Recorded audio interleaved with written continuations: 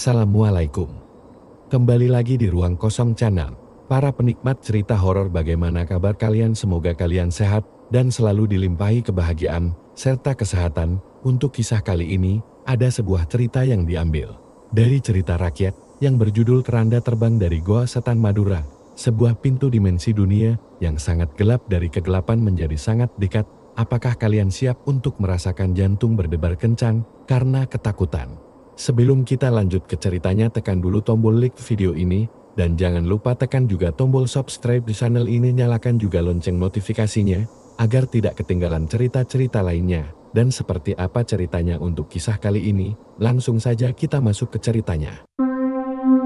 Nama gue Bagas, gue asli Jakarta, tinggal di daerah Tebet, anak kampus semester 5, dan bisa dibilang hidup gue ya gitu-gitu aja, tapi semua berubah sejak liburan semester kemarin.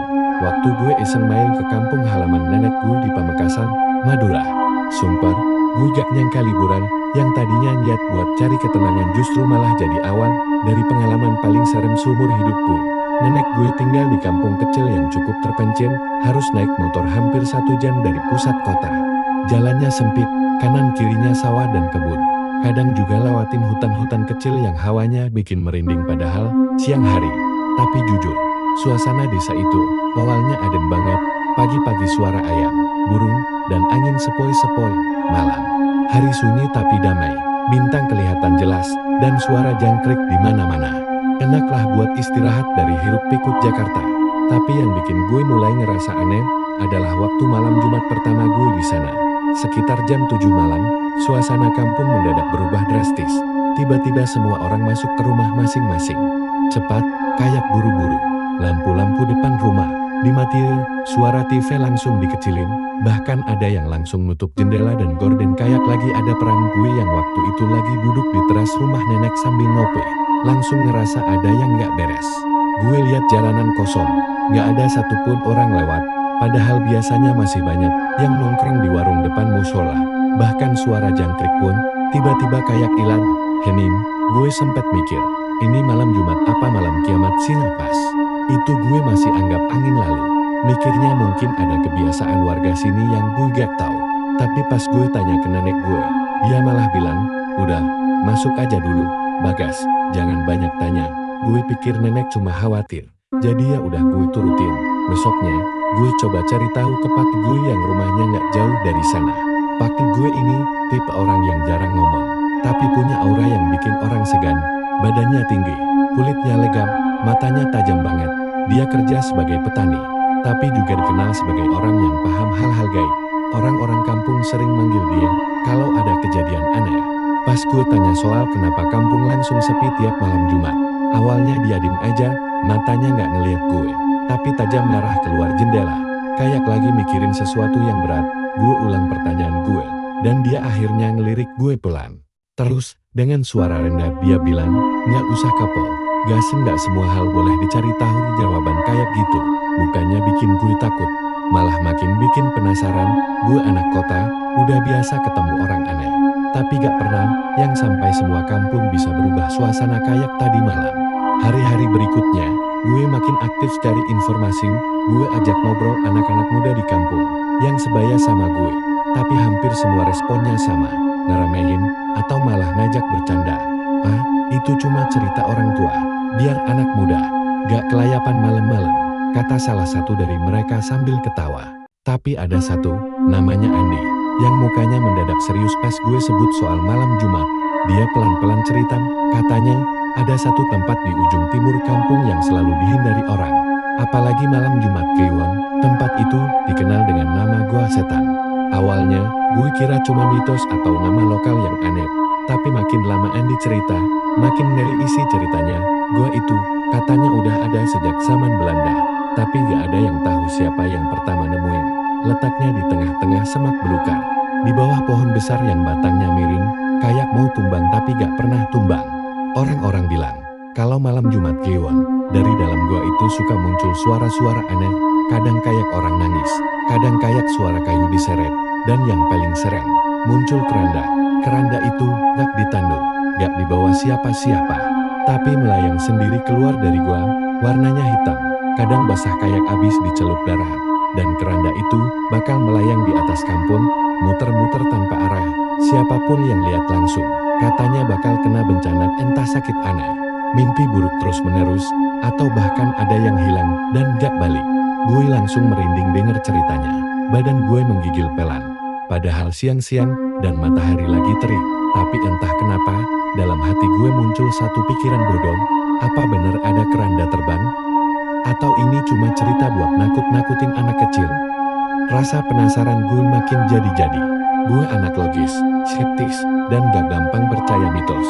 Tapi cerita kayak gini, beda. Ada sesuatu yang bikin gue ngerasa ini bukan cuma dongeng. Gue coba tanya ke beberapa orang tua kampung.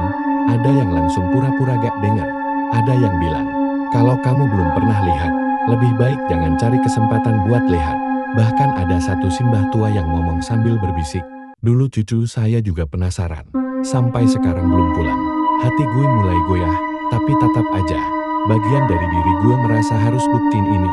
Apalagi pas gue tahu kalau malam Jumat Kliwon berikutnya tinggal seminggu lagi. Dan di hari itu, nanti, entah kenapa, gue ngerasa akan ada sesuatu yang terjadi. Sesuatu yang gak bisa gue cegah. Walau udah dikasih peringatan berkali-kali, dan semua itu dimulai dari gua setan. Malam itu, langit mendung, angin dari timur kencang banget, sampai dedaunan di sekitar rumah nenek bunyi terus kayak orang bisik-bisik. Gue dan Andi udah siap dari habis siang.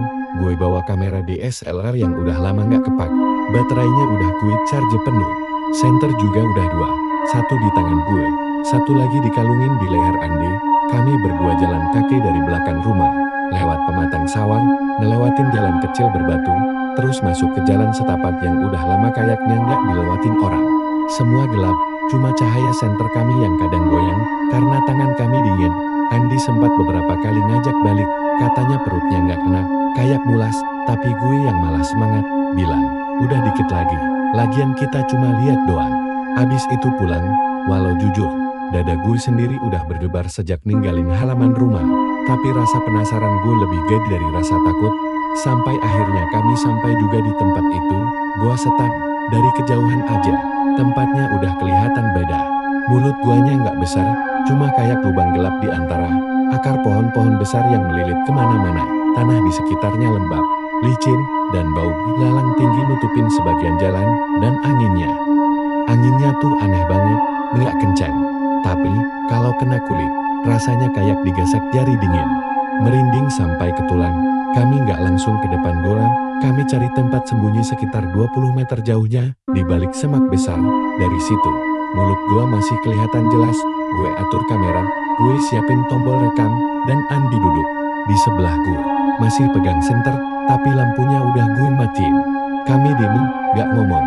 Hanya napas kami berdua yang pelan-pelan mulai ngos-ngosan padahal belum ngapa-ngapain. Jam di tangan gue nunjuk 11.42 menit malam, hampir sejam kami duduk di situ, gak ada suara kecuali jangkrik, dan sesekali burung malam yang bunyinya kayak orang ketawa dari jauh. Gue mulai mikir mungkin semua ini cuma cerita buat nakutin anak kecil, atau mungkin warga desa emang terlalu parnoan. Tapi belum sempat gue ngomong, dari dalam goa ada bunyi, brukak.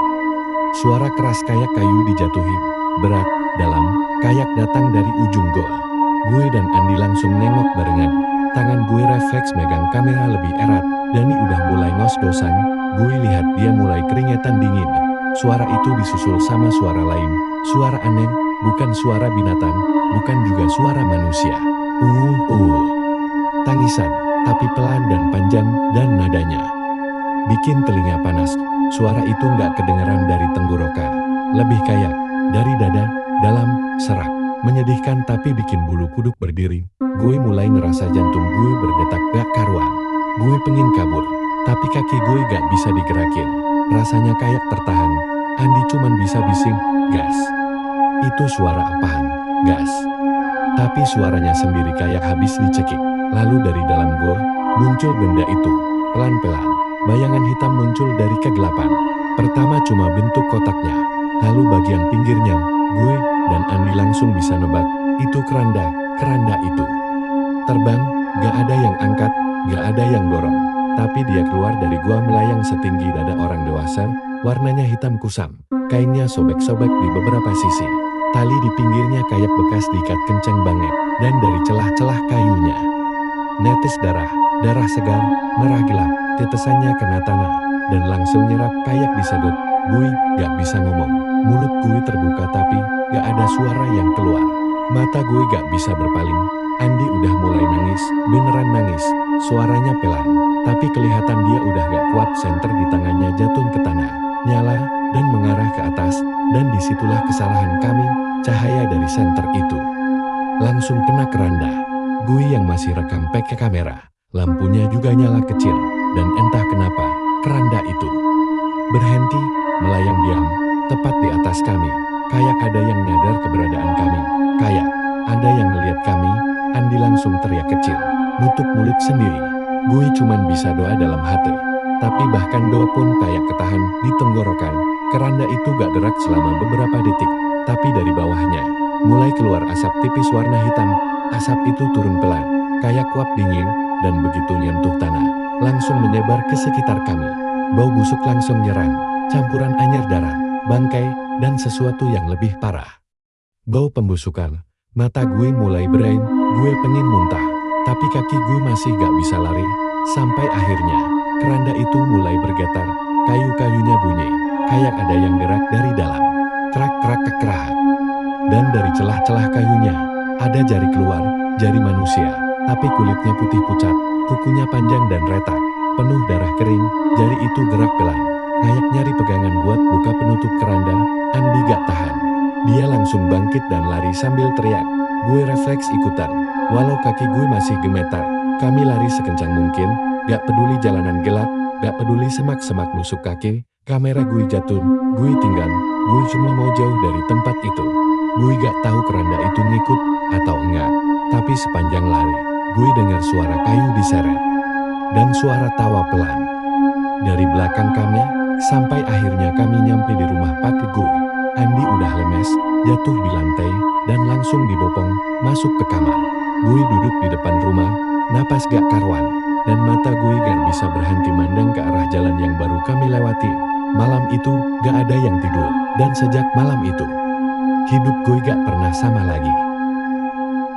Setelah malam gila itu, gue dan Andi pulang ke rumah masing-masing dengan keringat dingin, dan kepala penuh rasa takut. Kami gak ngomong sepatah kata pun. Sepanjang jalan Bali itu, gak ada omongan soal keranda itu, soal jari yang keluar, atau suara tawa yang kedengeran samar dari balik gelapnya pohon. Mungkin karena kami sendiri masih gak yakin, atau mungkin kami cuma terlalu takut buat sekadar ngulang lagi cerita itu.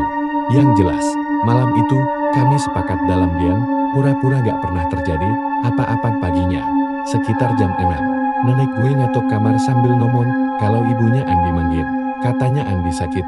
Gue langsung nyalain motor dan ngebut ke rumahnya. Begitu masuk ke ruang tamunya, suasana langsung terasa aneh, gelap. Jendela ditutup semua, dan cuma ada satu lilin nyala di sudut ruangan. Ibunya Andi duduk di lantai, baca-baca doa dengan suara pelan sambil sesekali nangis. Gue masuk pelan-pelan, dan dari balik tirai, gue ngintip ke kamar Andi. Gue langsung nahan napas. Andi terbaring di kasur, badannya basah keringat. Bajunya udah diganti 2 kali katanya, tapi panas badannya gak turun-turun, matanya kebuka tapi kosong, pandangannya lurus ke langit-langit, kayak gak ngeliat apapun. Bibirnya pecah-pecah, dan tangannya kadang kejang pelan kayak orang mimpi buruk. Gue coba sapa, panggil namanya, goyangin pundaknya, tapi dia gak bereaksi sama sekali. Dari tadi begini terus, gas, kata ibunya dengan suara gemetar. Dia gak bisa ngomong, kayak gak ada jiwanya. Gue berdiri kaku, tenggorokan gue kering, jantung gue berdetak makin keras. Gue mulai ngerasa, ini semua salah gue. Gue balik ke rumah, ngerasa bersalah, takut, dan bingung semua campur jadi satu. Gue pengen cerita ke Pak, tapi dia lagi ke ladang. Gue pengen bilang ke nenek, tapi mulut gue kayak terkunci. Jadi gue cuma bisa diam di kamar, duduk di pojok, dan coba meyakinkan diri sendiri kalau semua ini cuma kebetulan. Mungkin Andi emang masuk angin berat, mungkin dia cuma kecapean, mungkin malam itu cuma ilusi. Tapi malamnya, semuanya mulai berubah. Tepat jam 12 malam, gue dengar suara langkah di atas genteng rumah. Bukan tikus, bukan kucing, tapi langkah berat, kayak orang jalan pelan-pelan sambil nyeret kaki. 1, 2, 3. Lalu berhenti. Gue nahan napas. Lampu kamar gue matiin, gue dim, tapi suara itu muncul lagi, kali ini lebih dekat, dan setelah itu, ada suara seretan. Seperti kayu berat digesek ke tangan. Gue langsung keinget keranda itu, gue coba buka jendela, sedikit, halaman rumah sepi. Gak ada apa-apa, tapi suara itu masih kedengeran, pelan tapi jelas, dari arah belakang rumah. Gue gak berani keluar. Gue cuma bisa baca doa dalam hati, sampai akhirnya suara itu hilang sendiri. Besoknya, gue gak cerita ke siapa-siapa. Gue pikir mungkin gue halu, mungkin cuma sisa ketakutan dari malam sebelumnya. Tapi malam berikutnya, suara itu muncul lagi. Dan kali ini, ditambah satu hal. Ada suara tawa, pelan, parau. Kayak orang tua yang udah mau habis napas, tapi masih sempet-sempetnya ketawa. Tawa itu muncul sekali. Lalu hening lagi, gue gak tidur sampai subuh. Malam ketiga, gue mulai kecapean. Badan gue lemes, tapi gue maksain tidur, karena kepala gue udah berat banget. Dan saat itulah semuanya makin parah. Gue mimpi, gue ada di dalam goa setan. Tapi suasananya gak kayak waktu gue datang. Kali ini goanya lebih dalam, lebih dingin, dan lebih gelap. Di depan gue, berdiri keranda yang saman hitam, licin, basah. Tapi kali ini, keranda itu kebuka sendiri perlahan, dan saat tutupnya kebuka penuh, gue lihat isi di dalamnya itu gue, tapi versi gue yang mati. Muka gue pucat, bibir gue beo, mata gue kosong, tapi ngeliatin langsung ke mata gue yang berdiri di luar keranda. Gue pengen lari, tapi kaki gue gak bisa gerak, tangan gue gemeteran, dan versi mayat gue itu tiba-tiba senyum, lalu buka mulutnya pelan-pelan, dan keluar suara yang sama kayak malam-malam sebelumnya. Gue langsung teriak, dan kebangun, nafas gue ngos-ngosan, badan gue penuh keringat. Gue lihat jam, tepat pukul 12.03 malam. Besok paginya, gue duduk bengong di ruang tamu, muka gue pucat, mata gue cakun. Gue belum makan apa-apa, nenek gue duduk di seberang, ngelihatin gue sambil komat kamit baca salawat. Gue tahu, dia sadar ada yang gak beres sama gue. Pakde gue datang sekitar jam 10, begitu masuk rumah, dan lihat muka gue, dia langsung berubah, matanya, yang biasanya tenang mendadak nunduk dalam. Dia duduk pelan di kursi, narik napas, lalu ngomong, kamu udah lihat yang gak seharusnya kamu lihat. Gue gak jawab, gue tahu dia benar. Malam Jumat ini, lanjutnya, kamu harus ikut aku ke tempat orang pintar. Gue cuma bisa angguk pelan, karena jauh di dalam hati gue tahu, ini bukan hal yang bisa diselesaikan sendiri. Ini bukan sekadar rasa takut atau mimpi buruk. Ini udah masuk ke sesuatu yang gak bisa dijelasin pakai logika. Malam Jumat itu tinggal 2 hari lagi, tapi rasanya kayak waktu makin ngeburu. Gue makin ngerasa berat tiap hari. Tiap malam tidur cuma 2 jam, makan gak nafsu, dan tiap kali gue ngaca, gue ngerasa ada bayangan lain yang berdiri di belakang gue. Kayak diri gue udah setengah tinggal di dunia yang lain, dan sisanya cuma nunggu dijemput. Kami pergi ke rumah Abah Rusli menjelang maghrib. Langit mendung, dan jalanan ke bukit tempat rumahnya ada itu benar-benar sepi. Kata Pakde, orang-orang desa memang jarang berani ke sana, apalagi menjelang malam. Jalannya cuma satu, kecil, naik, dan diapit pohon-pohon tinggi yang rimbun banget, sampai matahari pun nyaris gak bisa nembus. Motor Pakde jalan pelan, karena jalannya licin habis diguyur hujan kemarin malam. Gue duduk di belakang, tangan dingin, dan hati rasanya makin chill. Tiap meter mendekati rumah itu, rumah Abah Rusli berdiri sendirian di tengah tanah lapang kecil yang dikelilingi semak tinggi.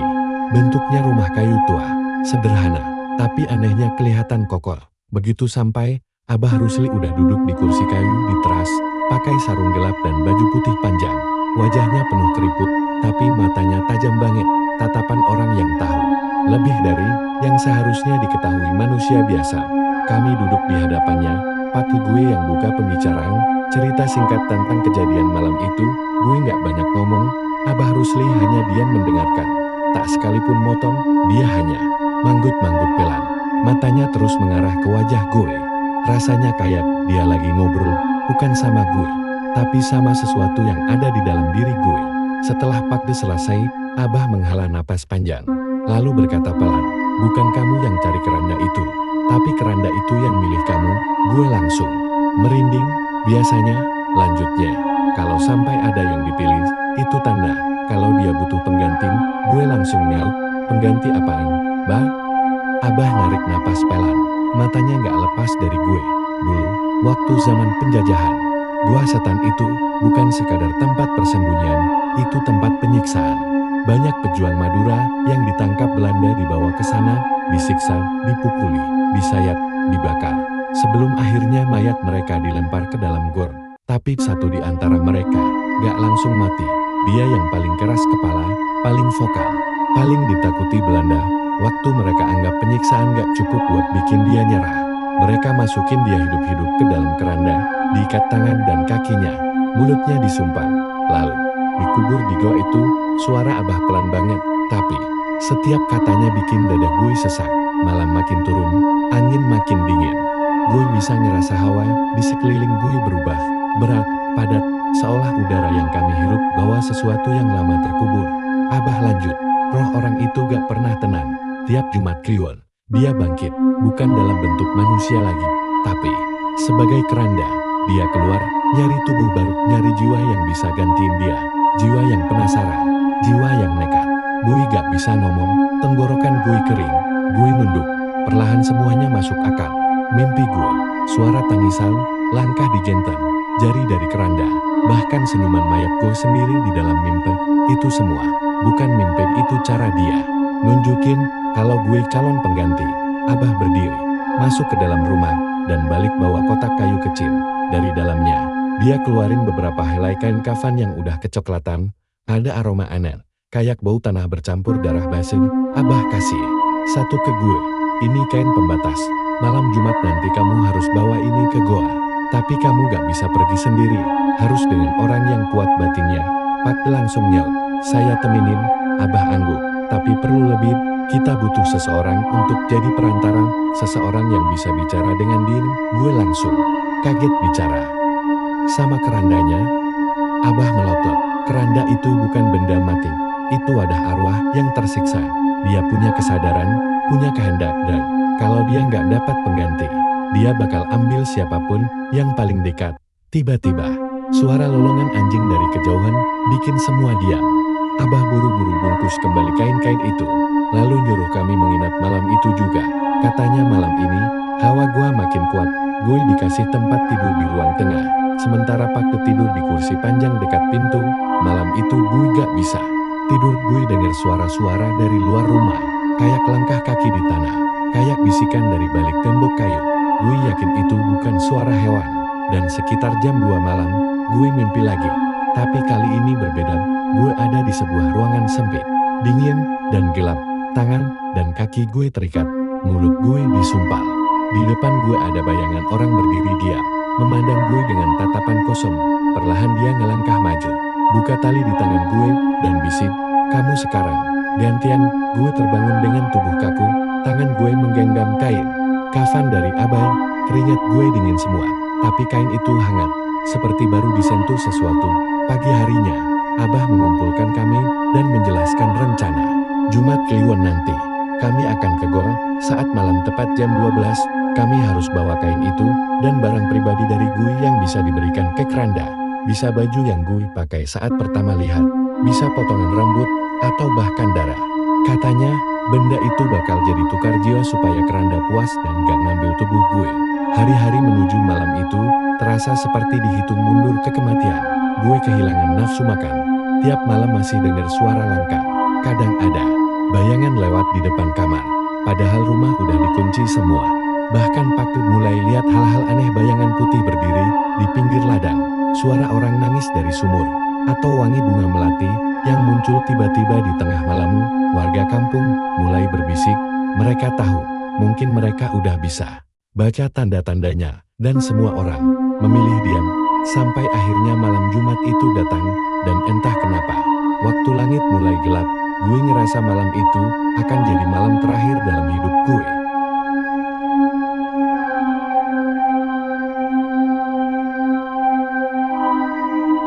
Malam itu, udara terasa lebih dingin dari biasanya. Awan-awan tebal menutup bulan sepenuhnya, dan kampung sunyi seolah tahu kalau malam ini ada yang bakal dikorbankan. Angin gak sekencang malam-malam sebelumnya, tapi justru itu yang bikin ngeri. Hening, Kayak alam juga lagi nahan napas. Abah Rusli datang ke rumah nenek tepat setelah Isya. Pakaiannya seperti biasa, sarung gelap, baju putih, dan sorban kusut di leher. Tapi malam itu, dia bawa tongkat kayu yang ujungnya dililit benang merah dan hitam. Katanya itu bukan tongkat biasa, itu kayu dari pohon tua di pinggir gua setan, pohon yang katanya tumbuh di atas kuburan ratusan arwah tak tenang.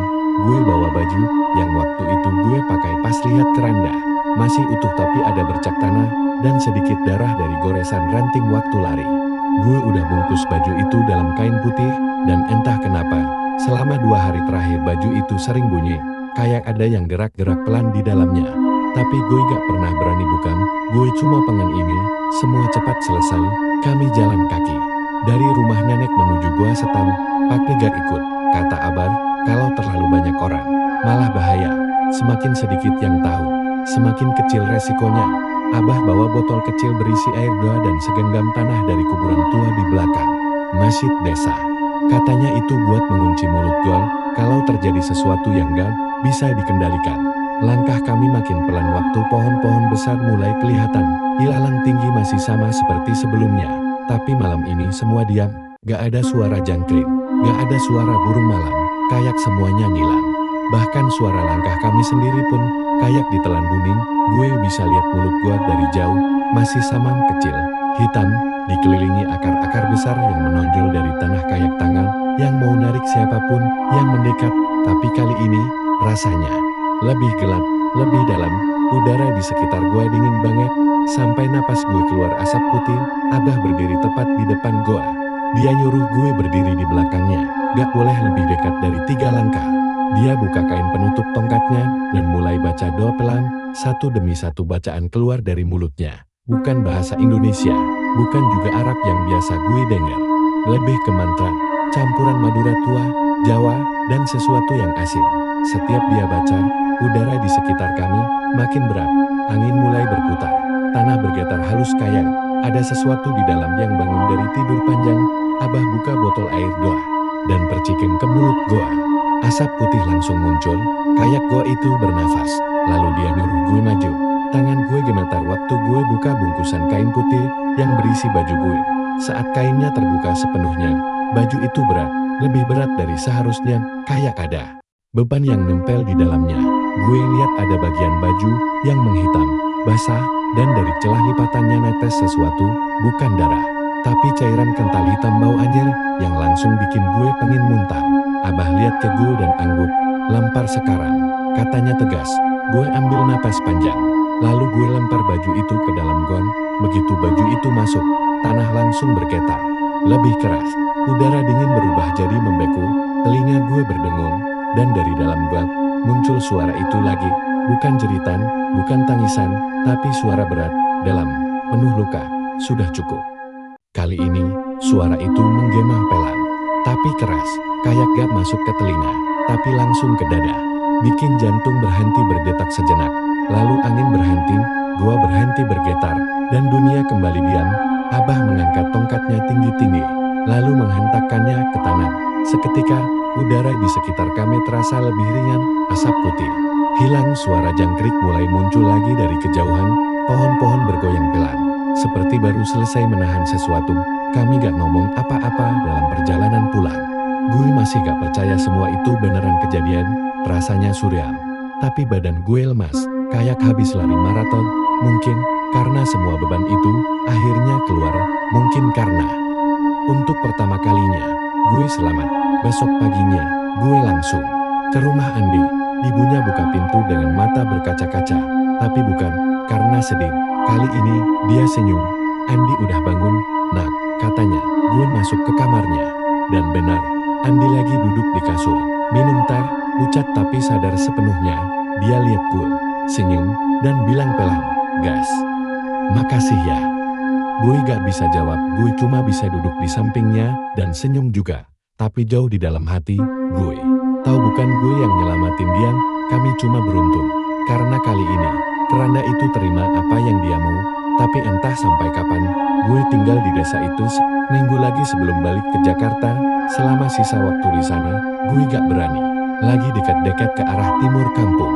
Gue juga gak pernah lewat jalan kecil menuju gua setan. Bahkan tiap kali ada angin dari arah sana, gue langsung masuk rumah dan kunci pintu. Tapi yang paling gue ingat adalah malam terakhir gue di sana. Gue duduk di teras rumah Nana, ngopi sambil lihat langit. Bulan terang banget malam itu, bintang banyak, angin juga adem. Tiba-tiba Pake datang dan duduk di sebelah gue.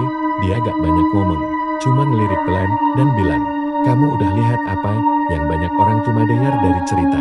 Tapi bukan berarti kamu lebih hebat. Justru, kamu harus lebih hati-hati sekarang." Gue nunduk. Lalu dia tambahin, "Karena rasa penasaran itu kadang bukan buat dipuaskan, tapi buat dijaga, supaya gak jadi malapetaka." Kata-kata itu terus terngiang di kepala gue sampai sekarang, dan sampai hari ini. Tiap kali gue ngerasa pengen nyari-nyari hal aneh lagi, gue inget suara keranda itu. Sudah, cukup kali ini, tapi gimana kalau lain kali? Dia gak bilang cukup. Gimana kalau giliran gue beneran gak bisa pulang?